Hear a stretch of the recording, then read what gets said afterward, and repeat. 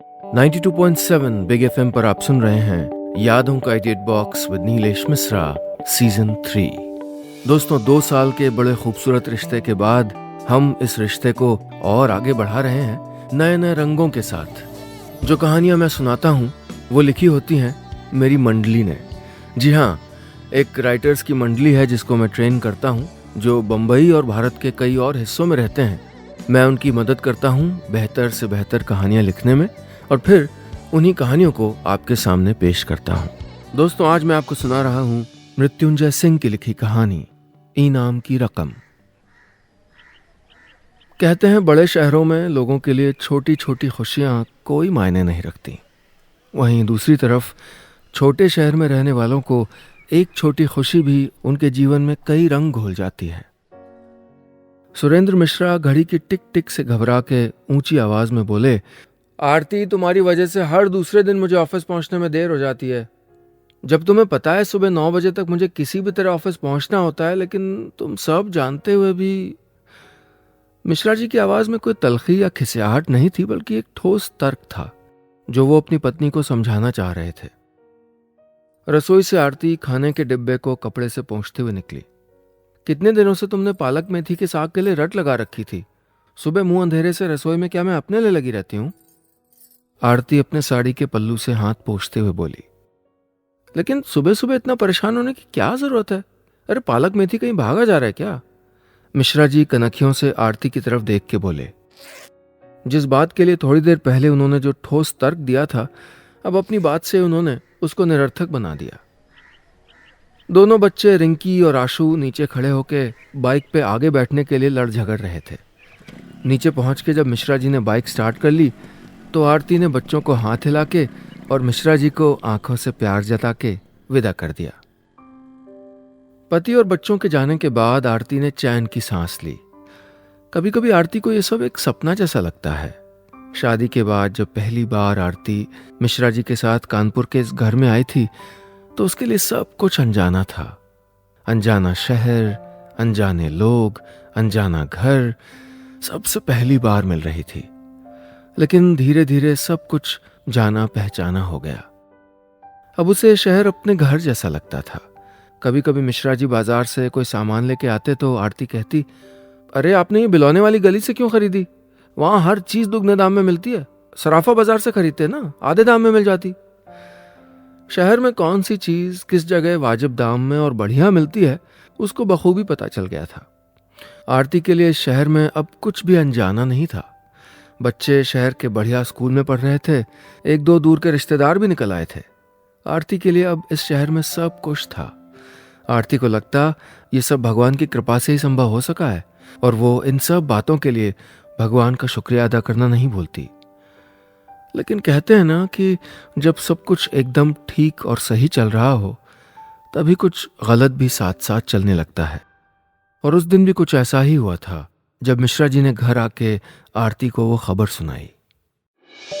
92.7 big FM पर आप सुन रहे हैं यादों का edit box with Nilesh Mishra season 3। दोस्तों, आज मैं आपको सुना रहा हूं अपनी मंडली के सदस्य मृत्युंजय सिंह की लिखी कहानी इनाम की रकम। आज की कहानी में अब तक आपने सुना कि कहानी की नायिका आरती, जो कि शादी के बाद अपने पति के साथ कानपुर में रहती है, पराए घर में धीरे धीरे उसका मन लग गया है कि तभी अचानक एक दिन उसके पति उसको एक खबर सुना के चौंका देते हैं। अब आगे। मिश्रा जी ने अपनी जेब से एक लेटर निकाल के आरती के हाथों में थमा दिया। फिर जब मिश्रा जी ने अपने तबादले के बारे में आरती को बताया तो यह खबर सुनते ही उसने सारा घर सर पे उठा लिया। बड़ी मुश्किल से आरती ने इस शहर में अपना मन लगाया था। कुछ रिश्तेदार मिले थे, अब ये सब छोड़ के उसको एक नए शहर की राह लेनी पड़ेगी। ये सोच के ही आरती का माथा ठनकने लगा। मिश्रा जी की पहले तो कुछ बोलने की हिम्मत नहीं हुई, लेकिन जब आरती का गुस्सा कुछ नरम पड़ा तो मिश्रा जी आरती को समझाते हुए बोले, भाई सरकार की नौकरी पकड़ी है, निभानी तो पड़ेगी ना। लेकिन ये भी तो सोचो, दिल्ली में बच्चों की पढ़ाई के लिए कोई चिंता नहीं होगी। बड़े शहर में कम से कम इस बात की बेफिक्री तो रहेगी। बाद में अनमने मन से मुंह फुलाते हुए आरती बोली, सरकार ने काम दे रखा है कलम घिसने का और शहर दर शहर तबादला ऐसे करती रहती है मानो तुम्हारे बिना सरकार का काम ही नहीं चल सकता। जिस दिन मिश्रा जी आरती को इस नए मकान में लेके आए थे, उस मकान की दीवारों से जगह जगह पपड़ी निकल रही थी। मकान में सामने वाले कमरे की छत से प्लास्टर उखड़ने लगा था और किचन की दीवारों में सीलन के कारण कहीं कहीं काई सा रंग जम गया था। ये सब देख के आरती अपना माथा पकड़ के बैठ गई। थोड़ी देर बाद अपने पति से बोली, यही मकान मिला था सरकार को आपको देने के लिए? कोई पहली बार देखे तो डर के भाग जाए, न जाने कौन लोग रहते थे इसमें। देख के तो नहीं लगता कि कभी इसमें कोई रहता भी था। लेकिन मकान देखते हुए जब आरती की नज़र बेडरूम में बने भगवान के एक छोटे से मंदिर पे पड़ी तो उसका आधा गुस्सा कम हो गया। बोली, चलो इस मकान में और कुछ नहीं तो भगवान जी तो हैं। जहाँ भगवान होते हैं वहाँ सब कुछ होता है। बच्चों की खातिर आरती ने इस नए शहर में नए घर की जिम्मेदारियां उठा ली थीं। हिचकोले खाते हुए ही सही, धीरे धीरे मिश्रा जी की नैया चल पड़ी थी। गली खोमचे से गाहे बगाहे गुजरने वाले फेरी वाले से भाव को लेकर उसकी रोज बहस होती। मिश्रा जी को आए दिन इन बातों का पता चलता तो वो झुंझलाते हुए कहते, अरे थोड़े बहुत पैसों के लिए फेरी वाले से उलझने की क्या जरूरत रहती है। मिश्रा जी की बात खत्म होने के पहले ही आरती अपने पतिदेव पे ही बरसने लगती। एक दिन घर चलाना पड़े ना तो पता चले, जितने पैसे हाथ पे रखते हो कुछ दिन में ही हवा हो जाते हैं। अगले दिन ऐसे ही गली में फेरी लगाने वाले की तब शामत आ गई जब पड़ोस में रहने वाले पांडे जी की पत्नी से आरती को पता चला कि जो सामान उसने 50 रुपए में खरीदा था वही सामान पांडे जी की पत्नी को 40 में बेचा गया था। जैसे जैसे पांडे जी की पत्नी मुस्कुरा मुस्कुरा के बात खींचने लगी, आरती का गुस्सा 7वें आसमान पे पहुंच गया। बस फिर क्या था, आरती फेरी वाले की खबर लेने के लिए उसकी तरफ बढ़ी थी कि सामने से मिश्रा जी आते हुए दिखाई दे गए। 92.7 बिग एफएम पर आप सुन रहे हैं यादों का edit box with Nilesh Mishra season 3। दोस्तों, आज मैं आपको सुना रहा हूं अपनी मंडली के सदस्य मृत्युंजय सिंह की लिखी कहानी इनाम की रकम। आज की कहानी में अब तक आपने सुना कि आरती बेमन से ही सही लेकिन बच्चों के भविष्य के लिए इस नए शहर के नए घर में घर की जिम्मेदारियां उठा लेती है और छोटी छोटी बातों के लिए आए दिन फेरी वालों से उलझते रहती है जो उसके पति को पसंद नहीं है। अब आगे। उस फेरी वाले पे आरती बरसते हुए बोली, गली मोहल्ले में सब्जी सामान बेचते हो या लोगों को लूटते फिरते हो? लोगों को सीधा जान के बेवकूफ बनाते हो क्या? उस दिन मिश्रा जी ने जैसे तैसे उस फेरी वाले को आरती से बचा के वहां से भगाया। उस दिन वो फेरी वाला तो वहां से अपनी राह लेके चला गया, लेकिन वो मिश्रा जी की गर्दन फंसा गया। उस दिन का बचा हुआ गुस्सा आरती ने मिश्रा जी पे उड़ेल दिया। उसको अपने पति से इस बात की शिकायत थी कि मिश्रा जी ने अपनी पत्नी के बजाय फेरी वाले की तरफदारी क्यों की। इसका परिणाम यह हुआ कि अगले कुछ दिनों तक आरती की अपने पति से बोलचाल बंद हो गई। मिश्रा जी पानी मांगते तो आशु गिलास भर के ले आता। ऑफिस से जाने पे चाय रिंकी दे जाती। सुबह भी मिश्रा जी को सब कुछ समय पे ही मिलता, जैसे चाय, सुबह का अखबार, नाश्ता, खाने का डब्बा। इन सब चीजों में बस एक बात की कमी थी, वो थी बात बात पे पति पत्नी की आपस में तकरार। मिश्रा जी बैठक वाले कमरे में होते तो आरती बेडरूम में, मिश्रा जी बेडरूम में होते तो आरती किचन में। कुल मिला के आरती मिश्रा जी से कटने लगी थी और अपने पति को बताना चाहती थी कि देखो मैं तुमसे नाराज हूं। मिश्रा जी अपनी पत्नी को मनाने की सारी कोशिशें करके हार चुके थे, लेकिन सारी कोशिशें बेकार गई थीं। ऐसे ही एक दिन ऑफिस से आके मिश्रा जी चुपचाप सोफे पे बैठ गए। रिंकी ने आके चाय के लिए पूछा तो कुछ भी नहीं बोले, बस अखबार खोल के उसको उलटने पलटने लगे। आरती ये सब किचन से देख रही थी। कुछ देर बाद मिश्रा जी को वैसे ही चुप बैठे देख के आरती को कुछ अजीब सा लगा। वो इतने दिनों की चुप्पी तोड़ते हुए मिश्रा जी के पास आके बोली, चाय के लिए मना क्यों किया? तबीयत ठीक नहीं है क्या? ऐसे चुपचाप क्यों बैठे हो? आरती ने एक ही सांस में कई सवाल पूछ लिए मिश्रा जी से। मिश्रा जी वैसे ही चुपचाप बैठे रहे, जैसे आरती से कहना चाह रहे हो, तुम्हें इससे क्या? कुछ देर यूं ही पहेली बुझाने के बाद मिश्रा जी को लगा कि अब राज से पर्दा हटा ही देना चाहिए और आरती को पास बुलाते हुए कहा, खुशखबरी है। आरती को लगा मिश्रा जी ठिठोली कर रहे हैं। बहुत बड़ी खुशखबरी है, मिश्रा जी आंख नचाते हुए बोले। अच्छा, सरकार ने अपना खजाना तुम्हारे हाथों में रख दिया क्या? आरती ने मजाक करते हुए कहा। हाँ, मिश्रा जी दबी जबान में बोले। अब चौंकने की बारी आरती की थी। उसने अपनी दोनों आंखें मिश्रा जी के चेहरे पे गड़ा दी। मिश्रा जी किसी विजयी सैनिक की तरह आरती की तरफ देख रहे थे। बोले, वो जो अखबार वालों की स्कीम थी ना, उसमें इनाम में हमारा नाम आया है। ये देखो, हमारा इनाम निकला है पूरे 1 लाख रुपए का। 92.7 बिग एफएम पर आप सुन रहे हैं यादों का edit box with Nilesh Mishra season 3। दोस्तों, आज मैं आपको सुना रहा हूं अपनी मंडली के सदस्य मृत्युंजय सिंह की लिखी कहानी इनाम की रकम। आज की कहानी में अब तक आपने सुना कि मिश्रा जी अपने परिवार के साथ दिल्ली के इस नए घर में रहने लगे हैं और एक दिन फेरी वाले के कारण आरती और मिश्रा जी में तकरार हो जाती है, जिससे उनकी पत्नी नाराज हो जाती है।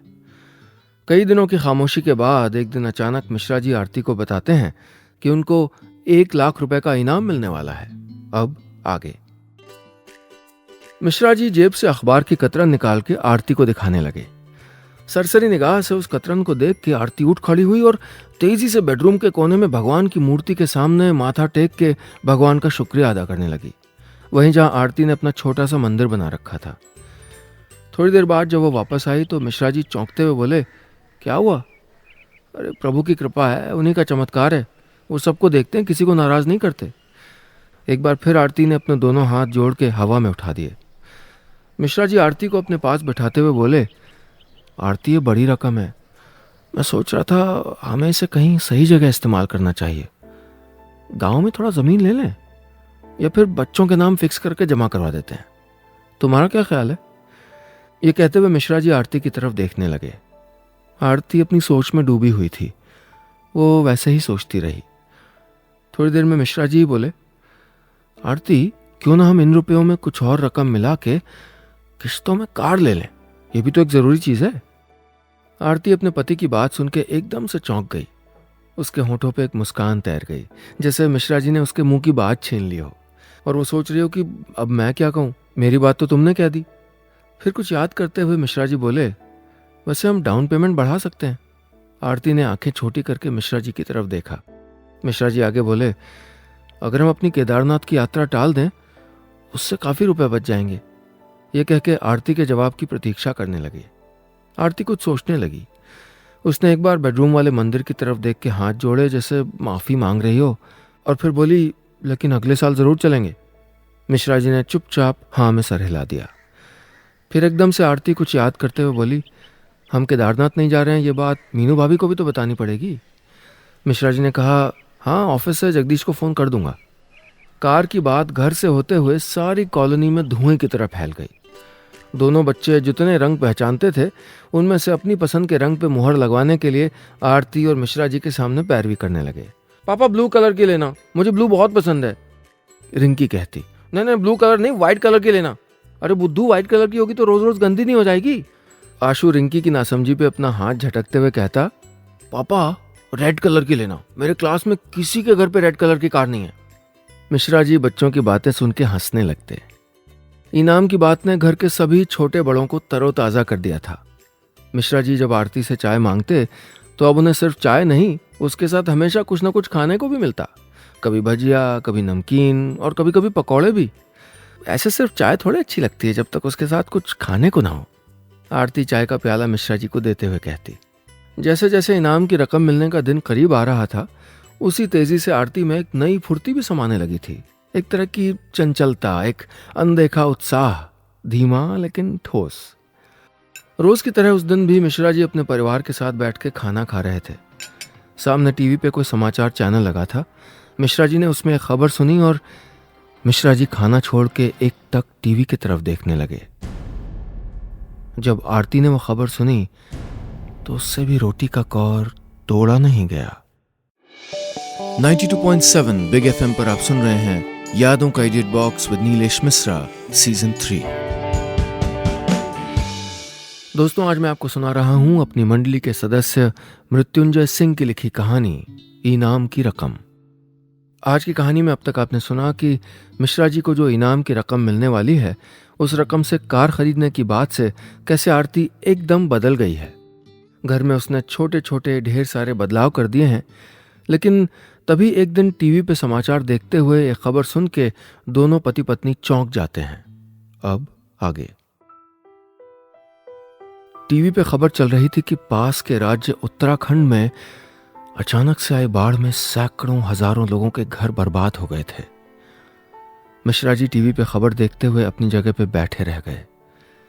कुछ देर तक उनको कुछ समझ में नहीं आया। फिर सामान्य होते हुए आरती से बोले, अगर हम भी यात्रा में चले गए होते तो। आरती बेतहाशा डर गई थी। मिश्रा जी चौंक के बोले, आरती, जगदीश और मीनू भी तो यात्रा के लिए निकले थे। ये कह के मिश्रा जी तुरंत जगदीश को फोन लगाने लगे। बार बार मिश्रा जी फोन को कान से लगाते, फिर एक बार फोन स्क्रीन को देखते। आरती ने घबराते हुए पूछा, फोन लगा? ये कहते हुए आरती का चेहरा रुआंसा हो गया। नहीं, बार बार फोन कट जा रहा है, मिश्रा जी धीरे से बोले। उस दिन रात भर मिश्रा जी जगदीश से संपर्क करने की कोशिश करते रहे, लेकिन जगदीश के बारे में कोई ठीक ठाक जानकारी नहीं मिल सकी। दूसरे दिन सुबह जब मिश्रा जी तैयार होकर नाश्ते की मेज पे पहुंचे तो आरती चुपचाप चाय और नाश्ता रख के रसोई में चली गई। आरती एकदम खामोश थी।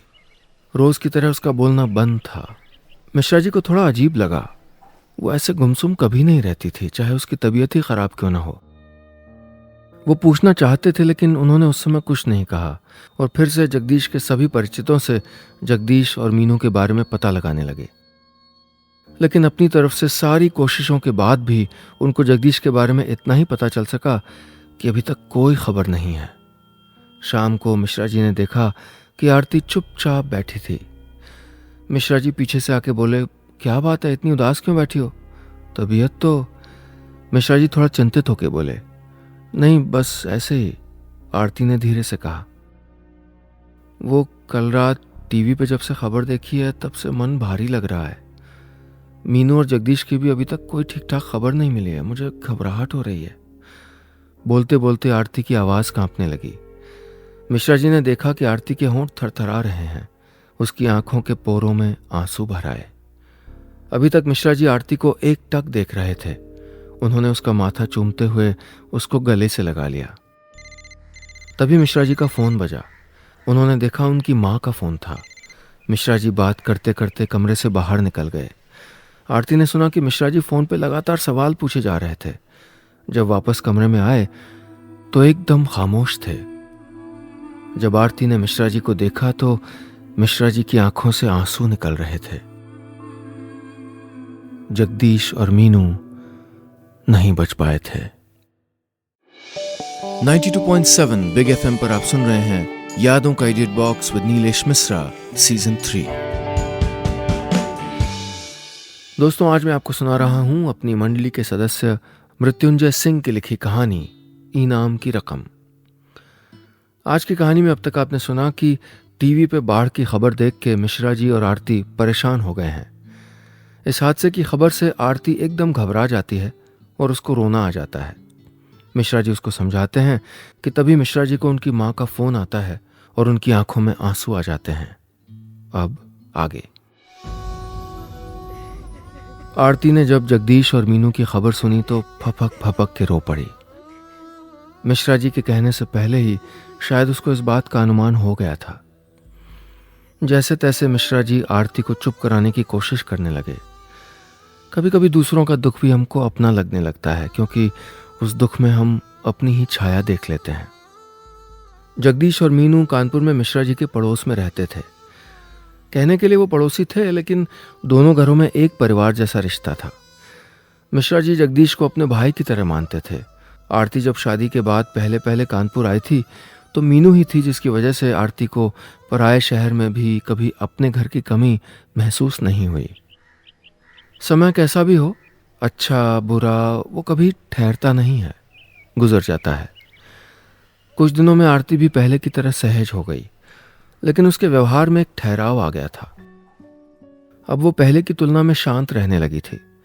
आखिर में इनाम मिलने का दिन भी आ गया, लेकिन अब उस इनाम के लिए दोनों में पहले जैसी उत्सुकता नहीं थी, ना आरती में और न ही मिश्रा जी में। रिक्शे में दोनों खामोश बैठे थे।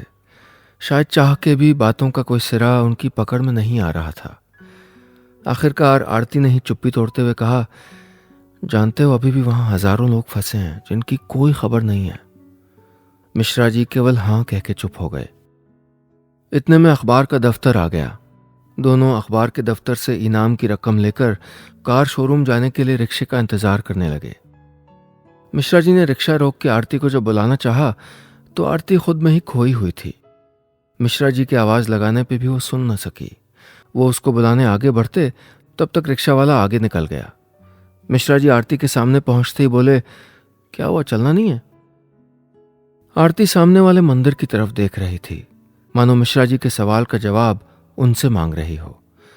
एक और रिक्शा सामने आते ही मिश्रा जी ने आवाज़ लगा के रोक लिया और दोनों कार के शोरूम की ओर चल दिए। आरती को इतना चुप देख के मिश्रा जी से रहा न गया। बोले, आरती जो टाल नहीं सकते उस पर खुद को सजा देने का क्या मतलब? आरती ने बड़ी दबी हुई आवाज़ में मिश्रा जी से कहा, लेकिन उन लोगों के लिए हम कुछ तो कर सकते होंगे ना? मिश्रा जी ने आरती की आंखों में उसके मन की बात पढ़ ली थी। बोले, बच्चों से क्या कहेंगे? आरती कुछ नहीं बोली। फिर वो खुद ही बोल पड़े, कह देंगे उनकी पसंद का रंग अभी नहीं है, जब आएगा तब ले लेंगे। और आरती की तरफ देख के मुस्कुराने लगे, मानो आरती से हमेशा की तरह कह रहे हों, लो कर दी समस्या दूर, अब तो मुस्कुरा दो। मिश्रा जी की कोशिशों से आरती का मन पिघल गया। उसकी आंखों में नमी साफ थी। उसने अपना सर मिश्रा जी के कंधों पे टिका दिया और मिश्रा जी ने उसके हाथ पे प्यार से अपना हाथ रख दिया। तभी आरती रिक्शा वाले से बोली, आगे से दाएं लेना भैया, चौक वाले पोस्ट ऑफिस, वहीं जहां बाढ़ पीड़ित राहत कार्य के लिए पैसे जमा हो रहे ना, वहीं पे। बस इतनी सी थी ये कहानी।